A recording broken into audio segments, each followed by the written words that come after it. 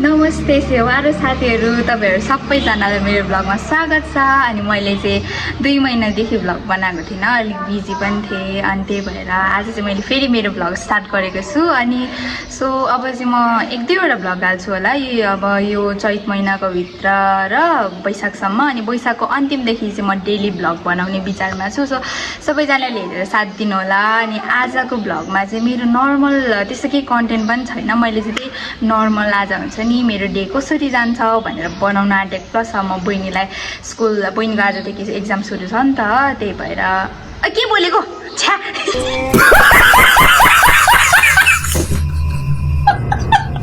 So आजको मेरो blog यसरी सुरु हुन्छ। Welcome back to my new vlog guys. So अहिले चाहिँ म मेरो क्यामेरा चाहिँ मेरो बहिनीलाई ह्यान्डओभर गर्छु है। ल सो साथीहरू म चाहिँ मेरो बहिनीलाई स्कुल पुऱ्याउनलाई निस्किसकेँ। अनि यहाँ चाहिँ हाम्रो आजको एक्जाम दिने मान्छे।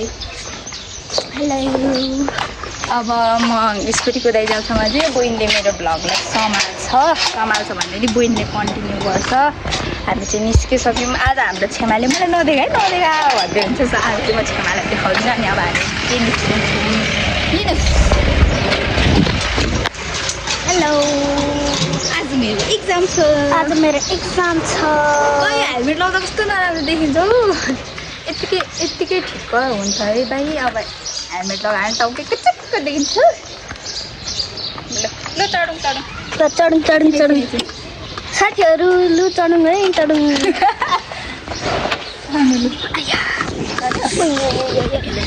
अब हामी जाँदैछौँ। एकछिनमा भेटौँ। By by.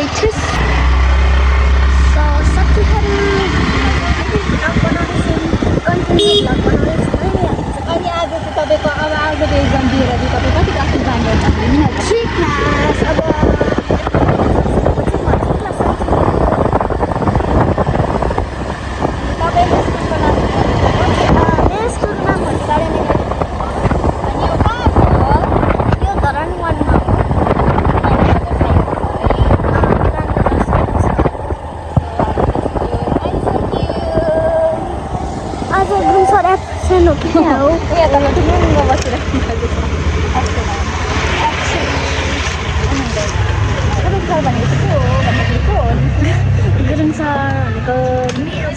मेरो प्रिन्सिपल सर।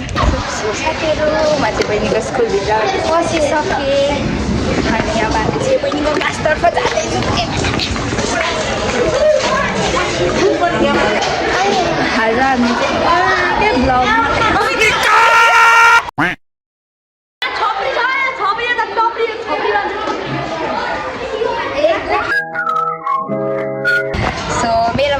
स्कुलमा पढ्छ आएछ। हेलो मिसुमान।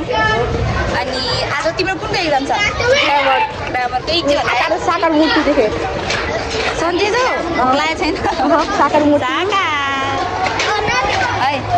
हेलो सेलिङवा। यहाँको सबैजनाले मलाई माया गर्छ। अनि यो चाहिँ मेरो साथीको बेस्ट फ्रेन्ड। सो म चाहिँ मेरो बहिनीलाई क्लासमा छोडी पनि आइसकेँ। सुरुमा चाहिँ उसको साथी थिएन क्या कोही पनि। अनि अहिले चाहिँ उसको साथी पनि आयो। अनि त्यसपछि उसलाई मैले क्लासमा छोडिदिएँ किनकि उनीहरूको अहिले यतापट्टि कन्स्ट्रक्सन हुँदैछ क्या स्कुलमा। त्यही भएर क्लासहरू यतापट्टि 4 दिन भएको रहेछ, भेटेको थिएन नि त। अनि हामीले क्लास पनि भेट्यौँ। अनि मैले बहिनीलाई क्लासमा पनि छोडिदिइरहेको छु। अब म यहाँदेखि सिधा घरमा जान्छु। हाम्रो आन्टीले सिट भेट्दैन भनेर छिमाले छिटो पठाउनु भयो। स्कुल छिटो जाऊ, फेरि कता हो भएर ढिलो हुन्छ भनेर भन्नुभयो। अनि छिटो स्कुल लिएर आएँ है। सधैँ हामी अब 9:30-35तिर घरमा ल्याउँछौँ नि त, नजिकै पर्छ नि त अब हाम्रो उता अन्नपूर्ण चोकदेखि यहाँसम्म त। अनि त्यही भएर छिटो लिएर आएको। त्यस्तो त होइन रहेछ, अलिकति मिस्टेक भयो। सो अब हामी एकछिनमा भेट्नुपर्छ। सो आज चाहिँ म आधी आए पनि छेक्दैन मलाई भ्लग बनाउनुबाट भने जस्तै स्कुटी कुदाउँदै पनि भ्लग बनाएको छ है। सो तपाईँहरूले चाहिँ हेर्ने मात्रै होइन, त्यहाँ पैसा लाग्दैन कि, त्यो लाइक कमेन्ट अनि सब्सक्राइब मात्रै गरिदिनुपर्छ। सो त्यति गरिदिनु होला।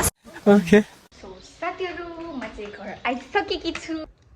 साथीहरू मेरो बहिनी पुऱ्याउने काम पनि सकिसक्यो अनि सो अब छेमाएर म चाहिँ खाना खान्छौँ सो त्यसपछि म कामसाम सकेर चाहिँ के गर्छु त्यो फेरि ब्लगमा कन्टिन्यू गर्ने छुस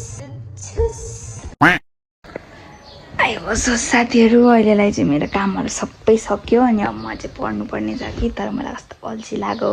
अब म एकछिनमा पढ्छु अब एकछिन बेडमा लडी गर्छु अनि एकछिनमा पढ्नु बस्छु। सो अब एकछिनमा म क्लास जाँदाखेरि चाहिँ भिडियो बनाउँछु त्यति बेला भेट्यौँ है त। सो साथीहरू म चाहिँ मेरो बहिनीले जान आँटेको फेरि यहाँ छ हाम्रो घोडा घरको घोडा। अब यो घोडालाई निकाल्नुपर्छ।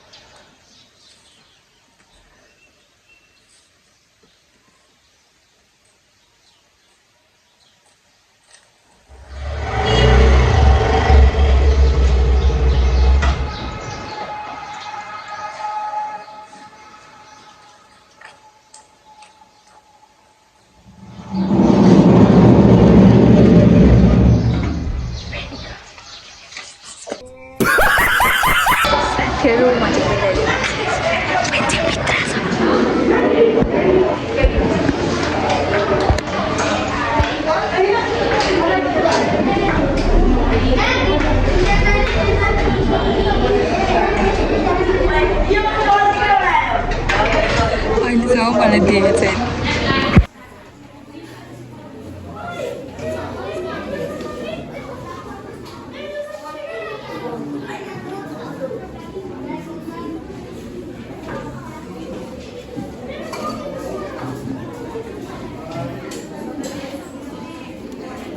कस्तो भयो त एक्जाम?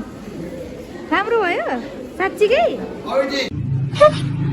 सो साथीहरू मैले चाहिँ मेरो बहिनीलाई लिएर आइसकेको छु अनि मेरो बहिनीले चाहिँ एक्जाम एकदमै राम्रो गर्यो भनेर भन्दैछ। त्यो चाहिँ अब रिजल्टमा थाहा हुन्छ नि। सुलु लिनुहोस् पकाउनुहोस् अब जहिले पनि पकाउनु पर्यो त हो गाईहरू। उठी जाऊ भयो पक्रियो नजानु है मजाले पकाउनु है यता भयो होइन हामी यतिकै जाउँ न भिडियो नखिचौँ यो नखिचौँ न नै झारिन्छ। मेरो हात चाहिँ यहाँ गेटमा झन्डै भएको थियो यस्तो हातै पस्यो कि अनि हाल्छु अघिदेखि मेरो छेवाले चाहिँ मलाई नहाल भनिदिन्छ तर म हाल्छु। यहाँनिर खास मैले यसरी हात घुसाएर यसरी खोलेको थिएँ कि यसरी खोलेको थियो बहिनीले ठेल्दाखेरि पनि त्यस्तो मेरो झन्डै भाँच्यो मै गड कस्तो हक्कलियो